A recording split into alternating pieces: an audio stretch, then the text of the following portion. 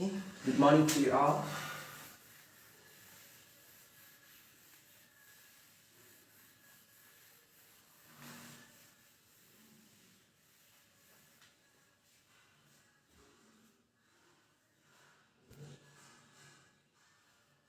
Okay, page number is 72.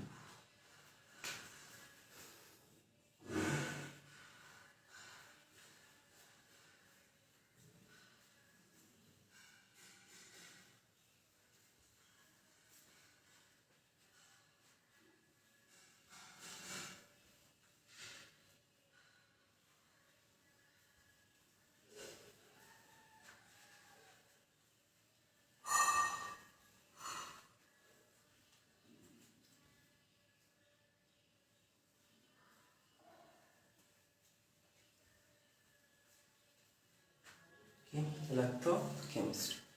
Okay, sorry, the flower. Okay, so we have studied yesterday about what is a flower, isn't it? So I think you have already known that what is a flower, isn't it?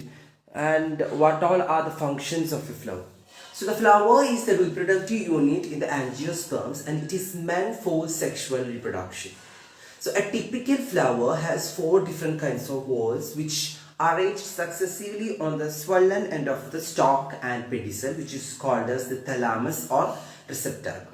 Okay, and these are calyx, corolla, androecium and gynoecium. Calyx, corolla, androecium and gynoecium. So calyx and corolla are the accessory organs while androecium and gynoecium are the reproductive organs, isn't it? So in some flowers like lily, the calyx and the corolla are not distinct and are termed as perianth.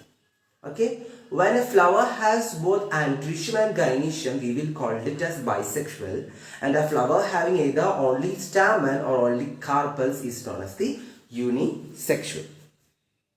Okay, so this all about we have studied about the flower in the last class. So today we are going to study about the symmetry of that. Okay, symmetry of that. Some examples for actinomorphic, zygomorphic, asymmetric, like that we are going to study. Okay, so we have studied already about the symmetries in your last year, isn't it? It's not last year, last class about the symmetry, like radial symmetry, bilateral symmetry, isn't it? We have studied that. So when we are saying about the symmetry of flowers, okay, we are starting to say about symmetry of flowers. Okay, when we are saying about the symmetry of flowers, we want to say that the flowers may be, okay, may be actinomorphic.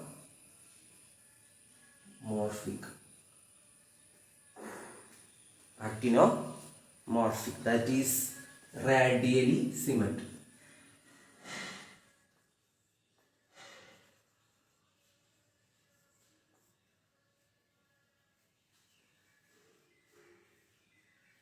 That is radial symmetry. Okay, actinomorphic. Next will be zygomorphic.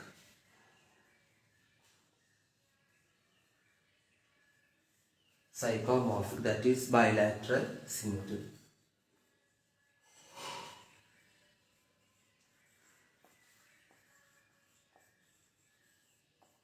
Bilateral symmetry. So actinomorphic means radial symmetry and zygomorphic means bilateral symmetry. Okay, so when a flower which can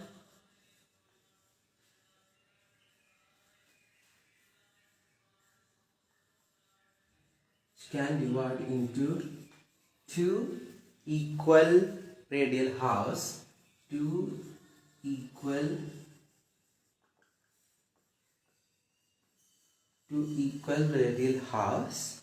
Okay, in any radial plane passing through the center, it is said to be actinomorphic.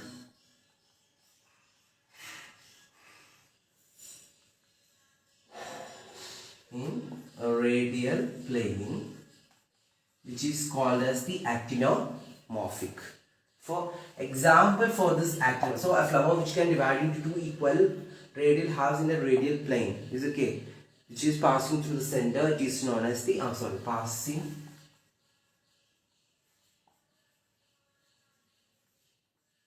through center is known as the actinomorphic. Example is that mustard. Okay, mustard, datura, and chili. Mustard, datura, and chili. Okay, when it can only divided into halves, not equal halves. If it can divide into only halves, okay, into similar halves only in a particular vertical plane, in a particular vertical plane, we will call it as zygomorphic. Okay, we will call it as zygomorphic.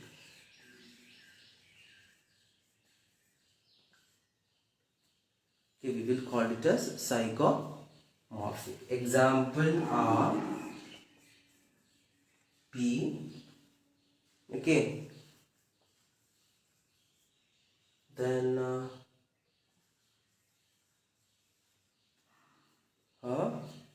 bean.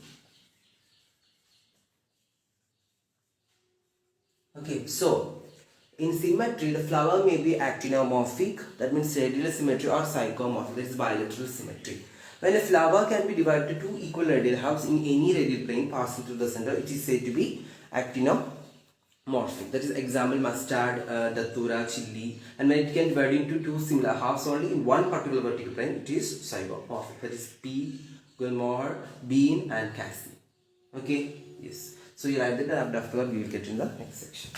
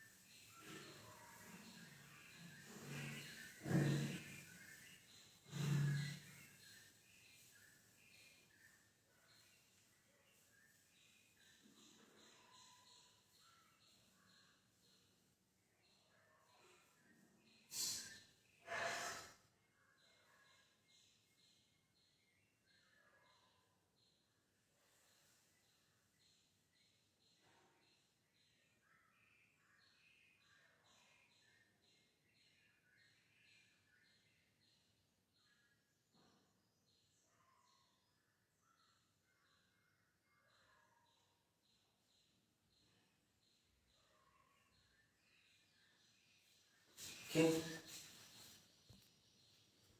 Yes, the next section is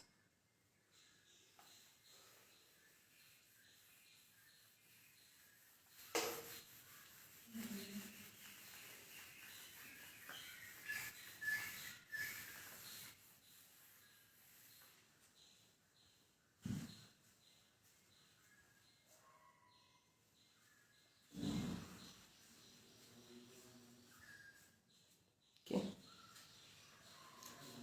Yes, when we are saying about the symmetric and all those things, I think you have get it what it is. Okay. Next, next is about the floral appendages. Means about the florals. Okay. That means there will be three florals. There will be four florals. There will be five florals. Like that, there will be florals will be floral appendages will be there. So, according to the number of floral appendages or the multiple of appendages, we have to say that a flower may be trimerous, tetramerous, or pentamerous. Okay, a flower may be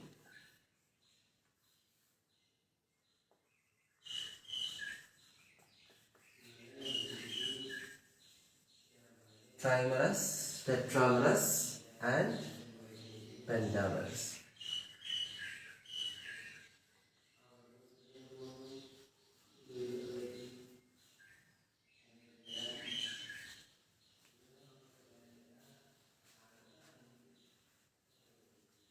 Trimerous, tetramerous, and pentamerous.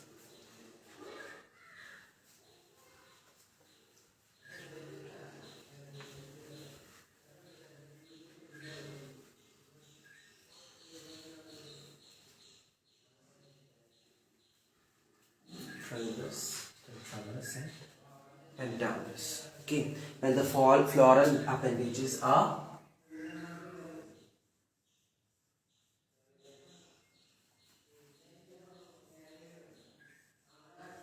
and the floral appendages are multiple of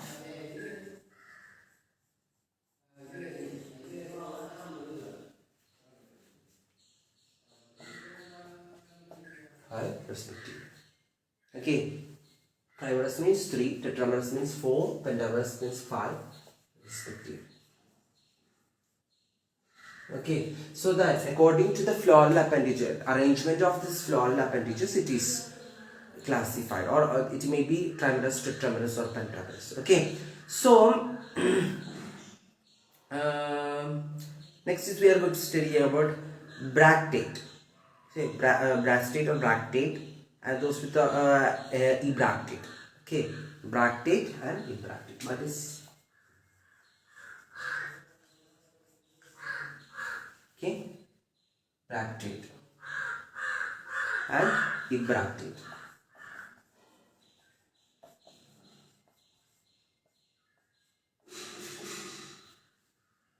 Okay. Next is bractate means what? Flowers with bracts, reduced leaf found at the base of the pedicel of a flower. Okay, there will be only bracts. Okay, and having reduced leaf found at the base of pedicel.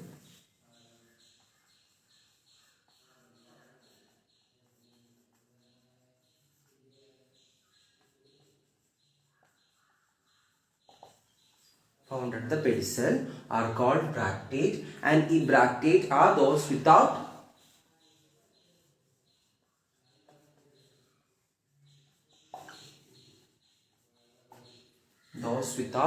bracts. Okay, those without bracts are known as ebractate, and bracts reduced leaf found at the pedicel, that is known as bractate. Okay. Okay. So there is a picture which shows the hypogynous and perigynous and epigynous. That means position of floral parts on thalamus. Okay. Okay. Next, what is hypogynous, perigynous, and epigynous? Okay. So based on the position, based on the position of corolla, calyx, and androecium.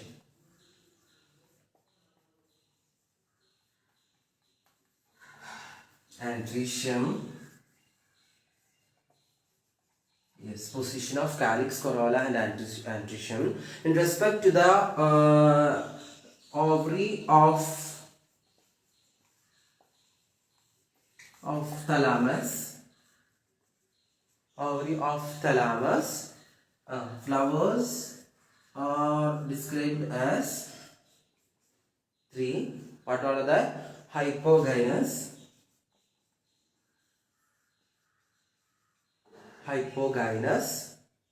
okay, hypogynous, okay, hypogynous, perigynous,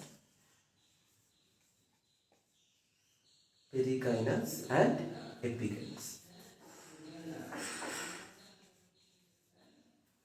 Hypogynous, perigynous and epigynous.